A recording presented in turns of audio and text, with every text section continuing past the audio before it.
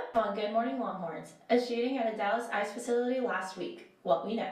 The Longhorns have been taking home wins in volleyball, baseball, and more. We're talking all things Texas sports.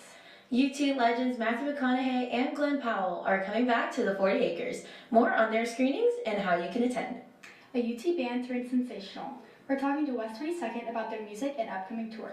And finally, Austin City Limits is finally here. We're giving you a full guide on what to wear and opportunity to get examined and treated. The event was centered around Hispanic culture with live entertainment, said KXAN. According to APH, Black and Hispanic residents are almost twice as likely to be diagnosed with diabetes, 57% more likely to die of heart disease, and 34% more likely to die of cancer compared to other races.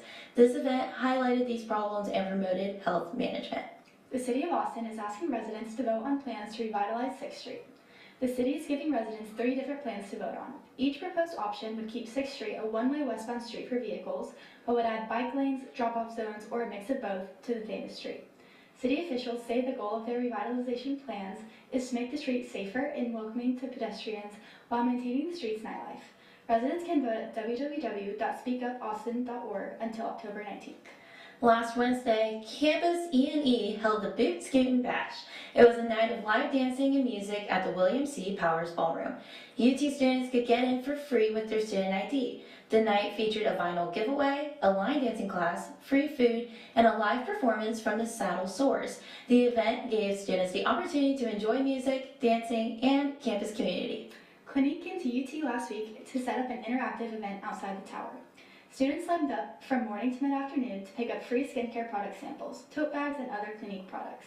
Brand representatives came to educate students about skin health and how to establish a daily skincare routine. The event aimed to promote Clinique products, educate students on skin wellness, and allow management with the brand. This weekend, UT's Electronic Game Developer Society held their annual Game Jam competition at the Gatesdale Computer Science Complex. Students from all over the country and UT came together in person and through the internet to put their game design skills to the test.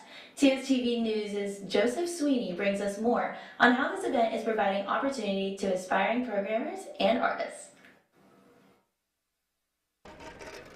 It really does seem like an unreasonable ask to make a game within 48 hours. Camping out in the GDC isn't how most college students prefer to spend their weekend.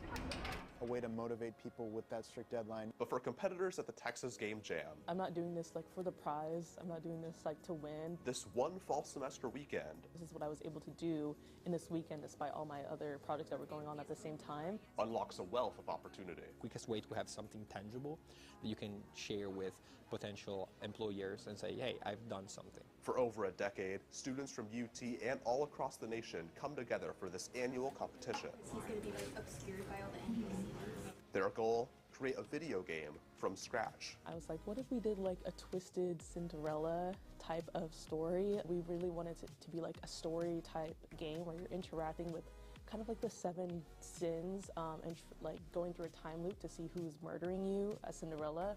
And the Game Jam isn't just a place for looking at zeros and ones. These Longhorns say it's a place to develop skills in a variety of arts and disciplines.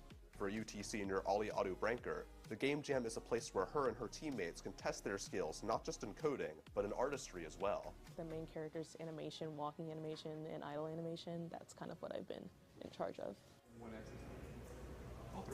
For Ricardo Scaletti, an ACC sophomore and veteran game jammer, the event is a space to teach and lead others through the game development process. Lead means that you are expected to come up with not only great ideas, but also to make the right calls. It's just high stakes, and you need to handle the pressure of it. And while the time limit is stressful, Society President Zion Rahman says the crunch is what puts game jammers' hearts in the competition. Honestly, I feel like for some game jams, I might do more work for that game jam than like something that might last an entire semester.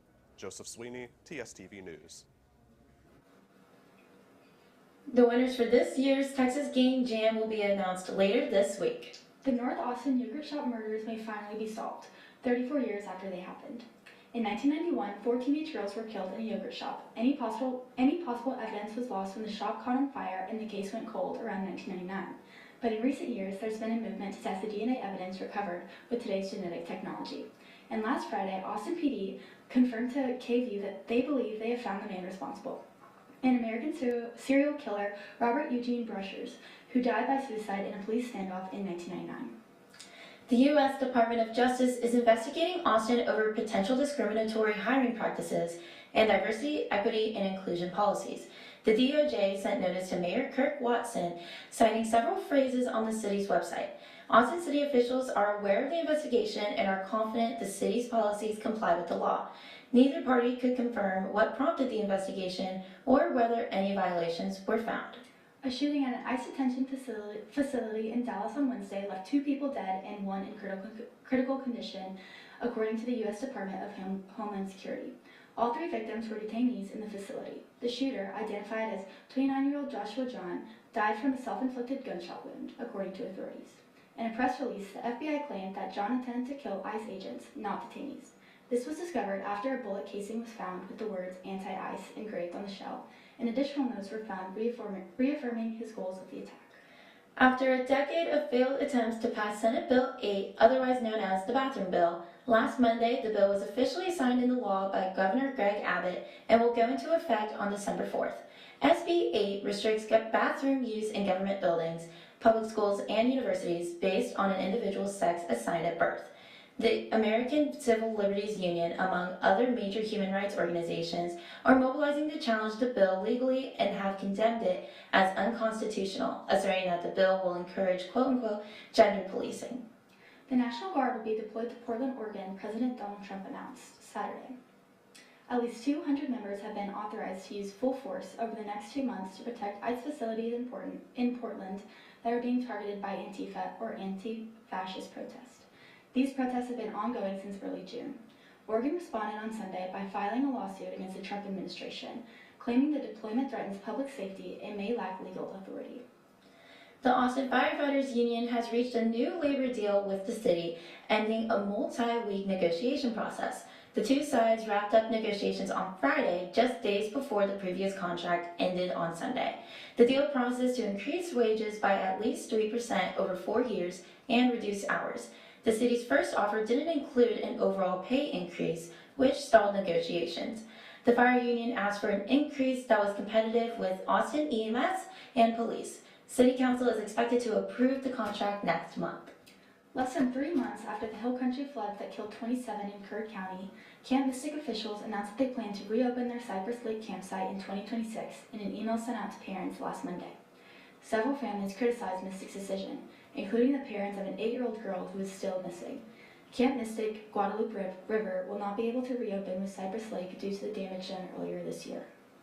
The Texas Alcoholic Beverage Commission, or TABC, has approved an emergency ban for liquor license holders from selling any THC products to those under 21 years old.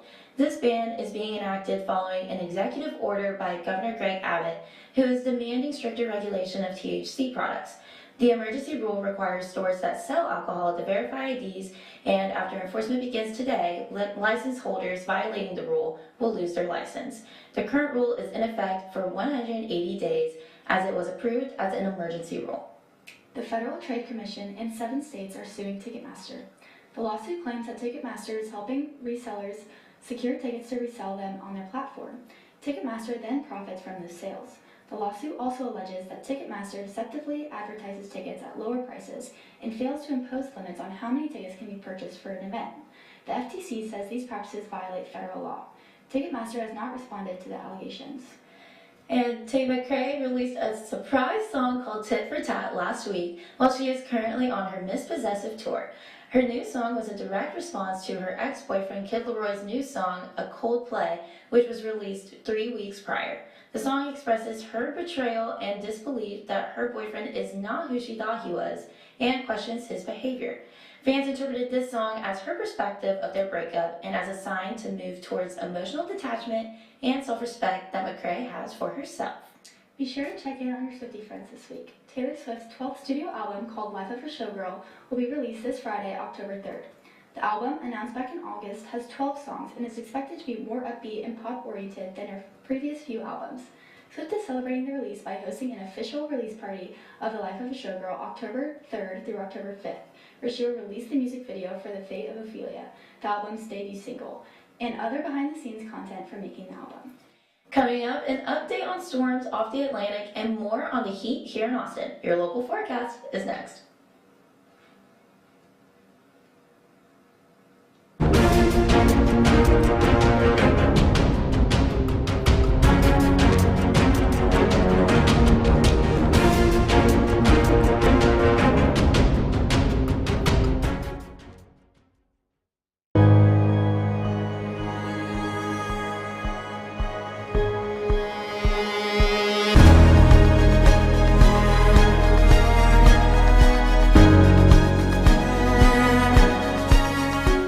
Thirteen of the 48 club sports offered by the university now require students to submit proof of sex assigned at birth. I know deep down they would probably want to stay with the university. No way in hell anybody's going to tell my daughters what to do with their bodies. This state is one of the worst in child education. We can't take it anymore, seeing those scenes. Going to Hillel on Friday night, all my family members kept texting me not to go. There's a huge housing crisis in Austin. Do you have a plan? Welcome back. Before we get into our local forecast, two major storms are developing in the Atlantic Ocean right now, putting parts of the East Coast at risk. Category 5 Hurricane Umberto and Hurricane Imelda are both expected to cause rip currents and strong winds throughout the week along the east coast of the United States. Neither storm is expected to hit the United States directly. Hurricane Imelda hit the Bahamas earlier this week and is expected to make landfall in Bermuda later today. Back in Austin, it is officially October, but in Texas, that doesn't mean it's fall weather yet. To tell us more, we have Gabby Comer in the Weather Center today. Good morning, Gabby. Good morning. Thanks, Ella and Lia. And good morning, Longhorns. Unfortunately, fall weather hasn't quite arrived yet here in Austin. Expect lots of sunny days this week with highs in the low 90s and the lows in the upper 60s every single day. Today's high is 91 degrees with a low of 67 degrees and clear skies. Tomorrow will be more of the same with a high of 91 degrees and a low of 67 degrees. Friday, it'll cool down slightly for the first day of ACL with a high of 89 degrees and a low of 68 degrees and clear skies. This weekend is looking a little hot for ACL goers with highs in the upper 80s and lows in the upper 60s. If you're going to the festival, be sure to bring extra water to stay hydrated and bring lots of sunscreen because there will be limited cloud coverage and very high UVs. That's all from the Weather Center. I'm Gabby Comer. Back to you guys. Into sports, Texas volleyball swept both of their opponents to start SEC play last week. In the game against Vanderbilt, junior Tori Stafford reached 900 career kills and sophomore Rella Bunny recorded a career-high 36 assists in 3 days. The team's next victory was against Missouri. That match was led by Tori Stafford again, along with Ella Swindle and Emma Halter. This was Swindle's second double-double of the season. Volleyball's next match is tonight at Georgia at 6 p.m. Even though spring sports are far away, Texas baseball and softball are both kicking off their fall games. Baseball played a 12-inning scrimmage against Texas Tech and defeated them 9-3. The Longhorns underwent major roster changes, losing 16 players between the MLB draft and the transfer portal. Despite this, the newcomers really shut out, contributing to their win.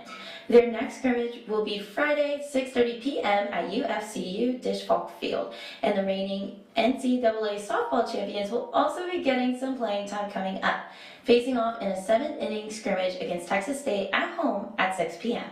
In football news, the SEC has unveiled their new football schedule. Beginning next year until the 2029 season, all teams will play a 9-game conference schedule. Each school will have 3 annual opponents with the rest on rotation. Another rule is that schools must annually schedule at least one additional high-quality non-conference game from the Atlantic Coast, Big 10, Big 12 Conference, or Notre Dame. This rule ensures more competitive play coming from outside the SEC. Texas's 3 annual opponents will be Arkansas, Oklahoma, and Texas A&M. Some new teams we will see next year include Ole Miss, LSU, and Tennessee. It will be exciting to see how the schedule affects competitive play in hopes of making it to the college football playoff. We will just have to wait until next year's season. For sure, but let's not get too far ahead of ourselves as the Longhorns face off against Florida. Coming off a bye week, Texas is finally ready to hop into SEC play. Texas is a favorite coming into the game, but we shouldn't underestimate Florida, which also had a bye week last week. Florida head coach Billy Napier is holding on by a thread, needing a win for his 1-3 team to save his career. We should be expecting some competitive play to come out of this game. Fans are also intrigued to see how Arch does with stronger competition. We will see what happens when UT plays at the Swamp at 2:30 p.m. Bad Bunny is set to headline this year's Super Bowl halftime show. The Grammy-winning artist is known for his reggaeton and his Latin rap hits. Fans can expect a high-energy performance with most of his popular songs. The artist is setting a cultural landmark as the first performer in history to deliver a halftime show fully in Spanish. Quote, "It's for those who came before me and ran countless yards so I could come in and score a touchdown," end quote. Bad Bunny also said, quote, "This is for my people, my culture, and our history," end quote.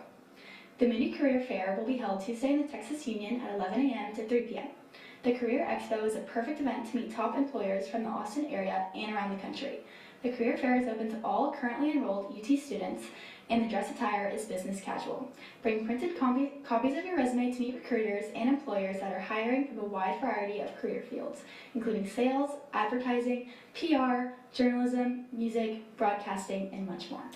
UT gave them roots, and now they're back. Hollywood stars Matthew McConaughey and Glenn Powell are visiting the Moody College of Communications to promote the screenings of their upcoming projects. McConaughey unveils his new film, The Lost Bus, on October 7th at 7 p.m. at the Hogg Auditorium. At the same auditorium tomorrow, from 6 to 8, Powell will be screening the premiere of his new Hulu show, Chad Powers. The viewings will have a Q&A where students can learn about each of their roles in the projects. Stay tuned for further TSTV coverage of the event. The final trailer for Wicked for Good was released last Wednesday. The trailer features Ariana Grande, Cynthia Erivo, and showcases new music from the film's soundtrack. Wicked for Good is a sequel of Wicked, the Broadway film adaptation which released last fall. The film was directed by John M. Chu and picks up where we left off. It will release November 21st in theaters across the U.S. So, are you excited to see the new movie? I still need to see the first one. It's a big red flag. It is a big red flag. I still need to see the first one. Just got lost in the fall break, but I'm excited to watch the first one soon, and so then I'll be caught up with the new one because it's supposed to be a hit. What about you? I'm so excited. I watched Wicked last fall when it came out, and it was awesome, so I'm definitely super excited to see what this new one is going to be. I mean, we can't wait. So, and now for a real-life fairy tale in a ceremony in Santa Barbara, California, pop star Selena Gomez and music producer Benny Blanco got married this past Saturday. Guests included fellow singers Taylor Swift and Ed Sheeran, actors Paul Rudd and Ashley Park, and model Paris Hilton. This comes after the couple announced their engagement last December. Taking to Instagram after the ceremony, Blanco took to Instagram writing, quote, "I married a real-life Disney princess," end quote. Up next, we're talking with West 22nd's Jet Beck about the band's fame and upcoming tour. Don't go anywhere.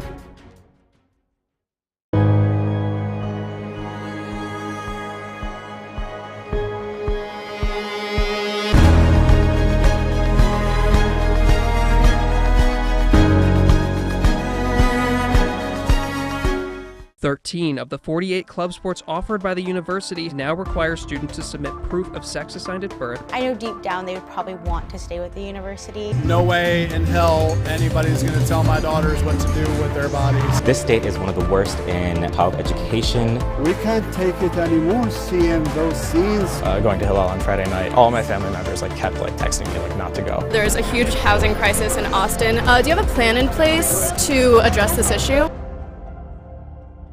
Determined to start your day well? We're up bright and early. From the enriching local stories to the weather forecast later in the day. Rain or shine, at Good Morning Longhorns, we got you covered. Comprised of a studious reporting staff going lengths to get that scoop, and a talented technical team to enhance your screen visually. As a fellow Longhorn, your mornings are better with us. So start your day the Vivo way. Good Morning Longhorns, Wednesdays at 7 a.m. Central Time on TSTV.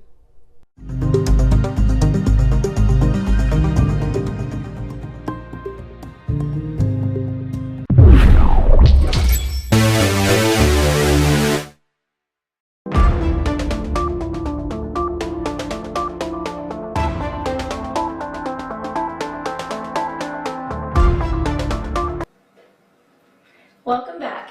This time last last year, a group of Longhorns made ACL history, becoming the first UT student band to perform at the iconic Austin Music Festival. Since then, West 22nd Band has released their debut album and has even gone on tour. Our Anish Tiwari caught up with one of the band's members to hear more about their journey. You might have heard them live at Tito's Tent at last year's Austin City Limits Festival. Since that breakout performance, indie rock group West 22nd Band has reached new heights. The band, which got its start and its name from West 22nd Street, became the first group of UT students to perform at ACL. ACL was such a good moment for us to kind of say, like, here we are, you know, like, this is serious, this is what we want to do. Being able to play that was definitely a special moment, especially in college, in front of all of our friends, family, roommates, classmates. Jet Beck, who plays the bass guitar for West 22nd, is a year younger than his bandmates and plans to graduate in the spring. He was introduced to the group as an audience member at one of their first gigs. I didn't know they were playing, I didn't know who they were, and when I saw it, I was like, this right here is exactly what I've always wanted to do. And so I came up, met the guys after the show, and told them, like, this is my dream, this is what I want to do. And then fast forward a year later, I'm in the band playing ACL with them. This past spring, West 22nd left Austin and set out on their first tour, stopping in 21 cities across the country. I mean, it's cliche to say, but we were definitely closer to a family than just a group of friends by the end of it. I mean, driving for just hours and hours, playing, eating, sleeping with these people. There's definitely points where you'd expect, like, we'd be sick of it, we'd be sick of each other, but it really, like, the whole time, everything felt new, everything felt exciting. Every new city was just like, let's go, we're excited to go to this place, play in front of a new crowd. The band also dropped their first studio album in April, titled Nowhere to Be. As of right now, West 22nd has racked up over 450,000 Spotify monthly listeners. Still, Beck says the band is able to stay grounded. We're playing shows for crowds full of fans, and then we all take a break after the tour, go back to our hometowns with, like, our high school friends and families who are just, like, making fun of us and, like, oh, Mr. Rockstar, and just, like, bringing us right back down to earth. With so many bands starting up here at UT, it might not be long before we see more Longhorns perform at Zilker Park. Beck's advice? Even if you're in a small time slot, look at it like it's the headliner show, you know? I couldn't take it in until, like, I walked on the stage. I was like, oh my God, we're actually here. Like, I didn't have enough time to even be nervous. And then as soon as we played the first chord, it felt like it was over. West 22nd is hitting the road again. They don't have a stop scheduled in Austin, but Beck says fans might want to keep an eye out. We're trying to plan something really big and something really special for Austin, but that's in the works. For TSTV News, I'm Anish Tiwari. Tickets for Part 2 of the Nowhere to Be tour are available for purchase at west-22nd.com/tickets. Coming up, speaking of music, ACL is finally here. We're giving you a full outfit guide for some inspiration on what to wear to the festival. We'll be right back.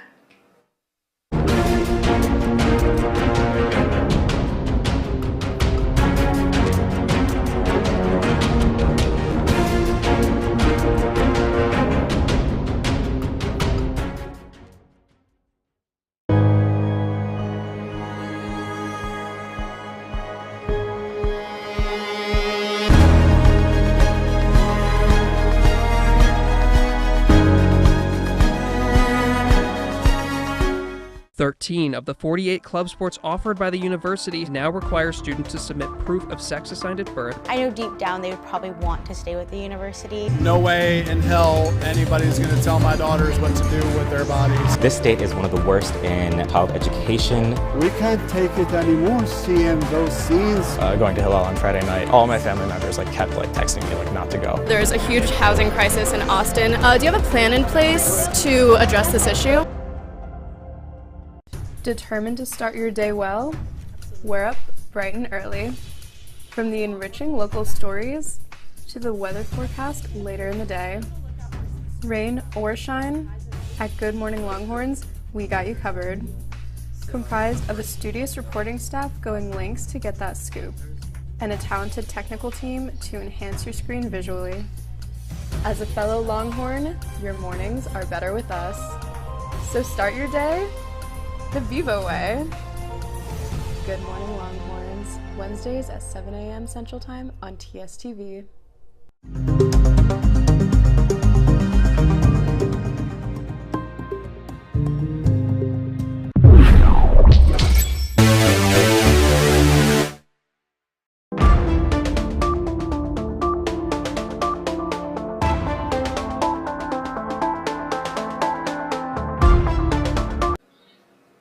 Welcome back, Longhorns.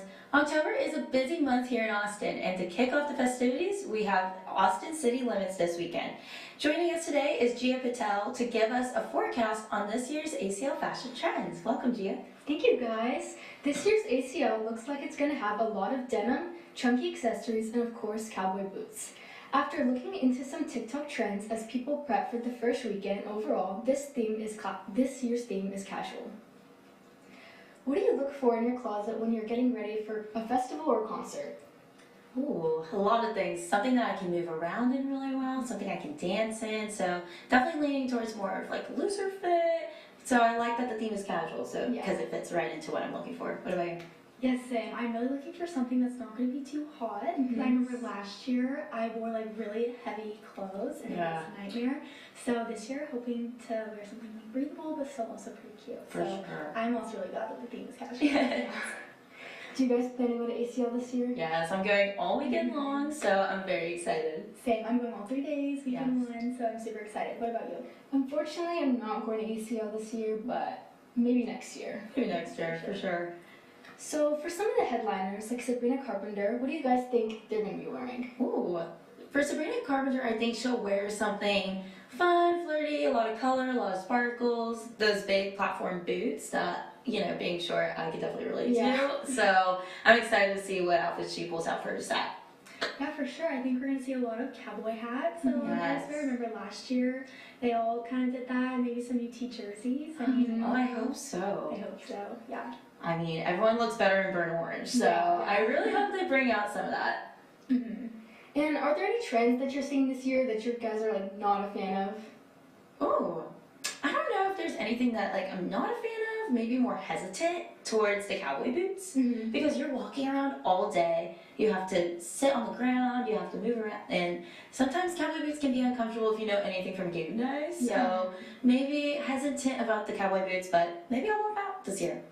Yeah, I would say the same thing. Cowboy boots definitely can be a little bit hard at ACL Festival, but I'm also just not a big fan of jorts. I don't know. Like the long ones. Yeah. I don't know, that might be controversial. Yeah, that's not really my thing. I feel like we're going to see a lot of that this year at ACL as well. There was last year. Oh yeah, some people can pull it off. I just don't think that person's me. Yeah, I definitely can't. Some people for sure can, but I'm not one of those people. Oh yeah, no.